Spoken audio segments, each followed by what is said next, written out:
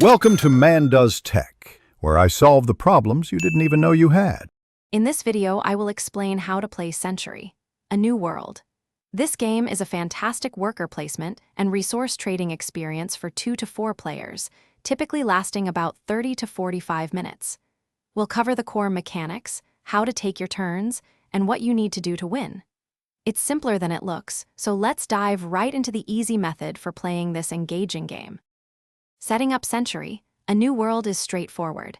You'll arrange 4 main board pieces into a square. Each player receives a player board and 6 settler meeples, or 7 in a 2-player game. You also get starting resource cubes, like 3 or 4 yellow corn. These cubes represent corn, meat, tobacco, and fur, which are essential for trading and scoring throughout the game. During your turn, you have 2 main options, work or rest. When you choose to work, you place the required number of your settlers on an available location to perform its action, such as gaining 3 yellow corn cubes or upgrading resources. If a spot is occupied by an opponent, you can bump them by placing 1 more settler. Choosing to rest simply brings all your settlers back to your player board, preparing them for future actions.